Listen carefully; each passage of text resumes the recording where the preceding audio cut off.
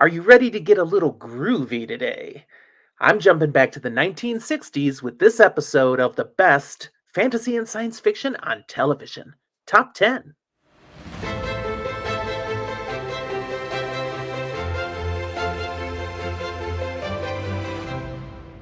The 1960s was a time of social upheaval, all sorts of things going on in the world, flower power, Woodstock, some real culture war tensions in the United States and the United Kingdom, and it reflects in the kinds of things we saw coming out on television. Not that everything was contentious. There was just some great shows, but definitely some things that were pushing some societal norms. And you'll see some of that here on this list. But I've got another top 10 for you here today. This is Jim with Fantasy for the Ages. Thanks for being here with us. Hope you enjoy this series and this episode. If you do, hit that like button. It's over there somewhere. And don't forget to subscribe if you haven't done so yet. And certainly, make sure you've checked out the 1950s episode that I already have out and come back tomorrow for the 1970s, and we'll keep going to modern day. All right, let's do this top 10, but there's too many to mention this time. I've got two honorable mentions. They don't quite make the top 10 of everything I considered from the 60s, but I got to give them some love. So my first honorable mention goes to an animated show, The Jetsons. It was on TV from 1962 to 1963. This animated sitcom was set in a futuristic world following the humorous daily lives of the Jetson family. I can still hear the theme song in my head, but I can't play it because, copyright.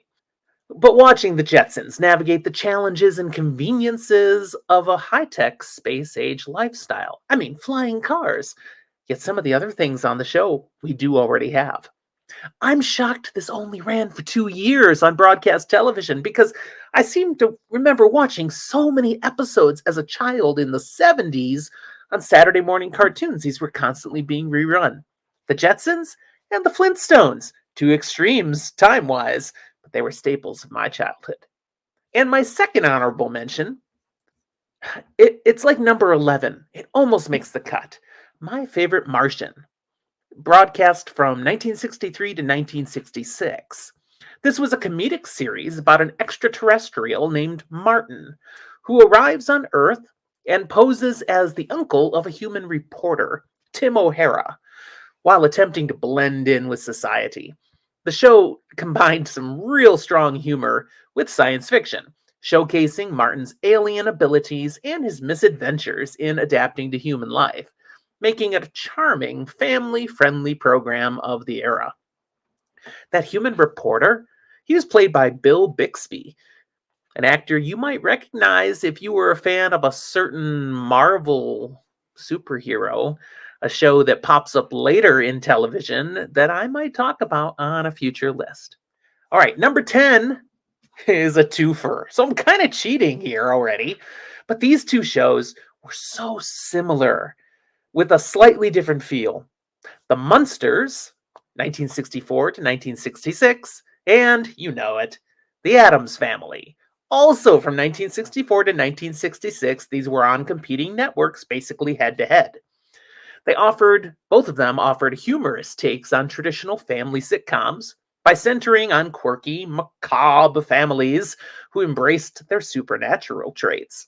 While the Munsters portrayed a family of friendly monsters living a suburban life, the Addams Family focused on an eccentric Gothic household, with both shows blending some dark humor and satire to challenge conventional norms.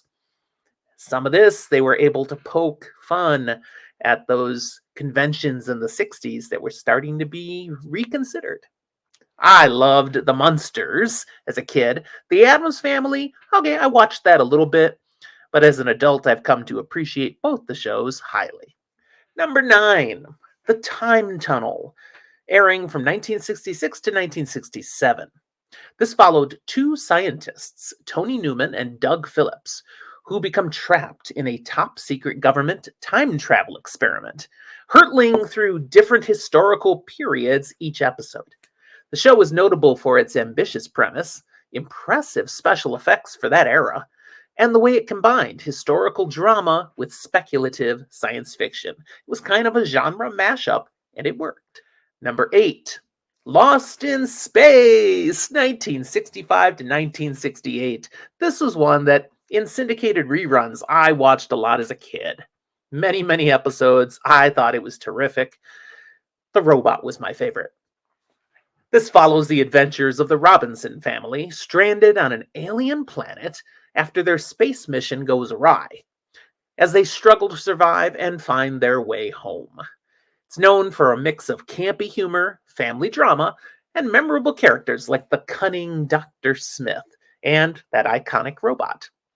The show became a beloved part of 1960s sci-fi television. If you've never seen this one, there are plenty of ways to find the episodes. You need to check this one out. Number 7, speaking of campy, Batman, running from 1966 to 1968. I loved Batman reruns when I was a kid. Couldn't get enough of them. Bam, pow, wham. You know what I mean. This became iconic for its campy, colorful portrayal of the Caped Crusader, with Adam West's deadpan Batman and Burt Ward's energetic Robin battling over-the-top villains in a lighthearted comedic tone.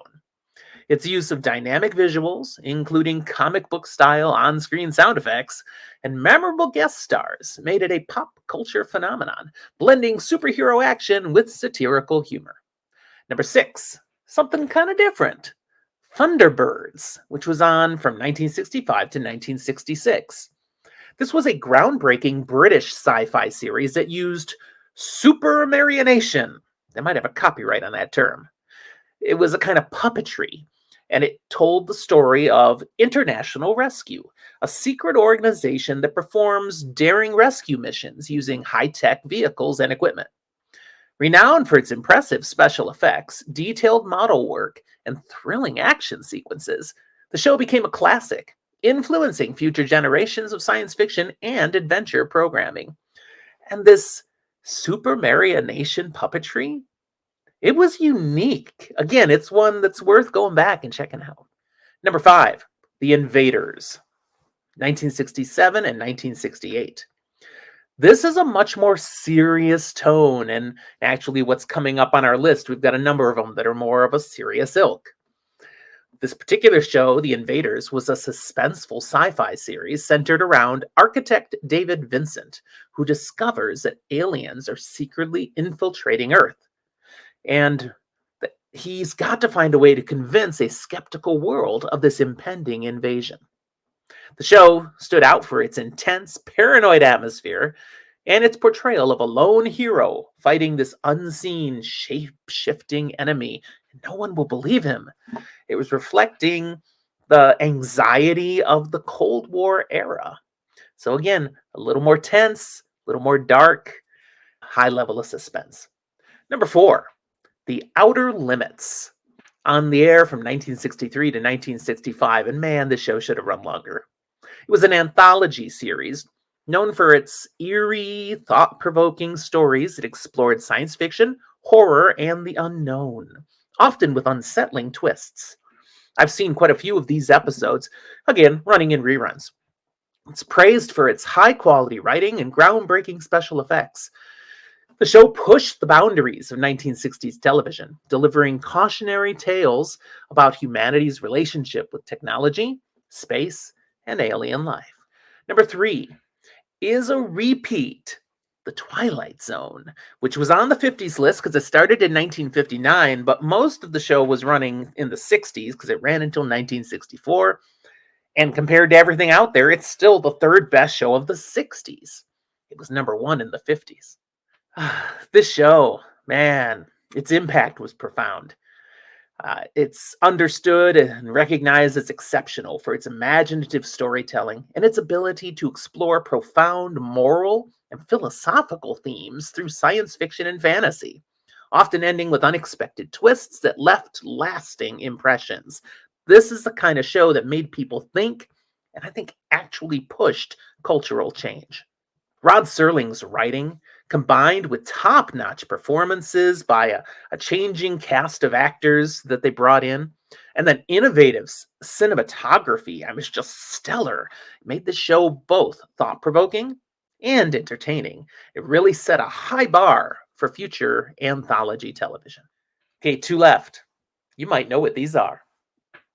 Number two is Doctor Who, the show that started in 1963 and then ran all the way to 1989 and then came back after a significant gap in time, and Doctor Who is still on the air. This Doctor Who introduced audiences to the Doctor, a mysterious time-traveling alien who journeys through space and time in the TARDIS, a ship disguised as a British police box. There's a reason for that. And he does this. He travels to fight evil and protect civilizations. Known for its imaginative storytelling, inventive villains, and the unique ability to regenerate the Doctor, which means they could bring in new actors to replace the previous actors, but it's the same character. But in world, there's a reason why he looks different. The show became a beloved and enduring part of British television and honestly, globally, sci-fi culture. It's embraced, it's adored. But number one, and I had to think, Doctor Who or this show? But no, overall impact goes number one to Star Trek, the original series, 1966 to 1969. Star Trek followed the crew of the Starship Enterprise, the USS Enterprise, on its 5-year mission that only lasted 3 seasons, as they explored new worlds and sought peaceful solutions to conflicts in a hopeful vision of the future. Known for its forward-thinking social commentary, which is really thickly embedded throughout the show, as well as its diverse cast, iconic characters like Captain Kirk and Mr. Spock, the series broke ground in both science fiction and television history in numerous ways, and it inspired generations of fans and future storytellers. I mean, come on, a whole bunch of you watching this are Trekkies, thanks to this show. All right, that's what I have for the 1960s. What did I miss? What would you have put on your top 10? Because there are other great shows from the 60s in sci-fi and fantasy. Put your thoughts down in the comment box. Of course, I'd love to hear if some of these on my top 10 are absolute favorites of yours. If there's one on the list that would have been definitely higher. I mean, if you're a Whovian instead of a Trekkie, tell me your story. I love reading what you have, and I will respond. Thanks for watching. We'll talk to you next time.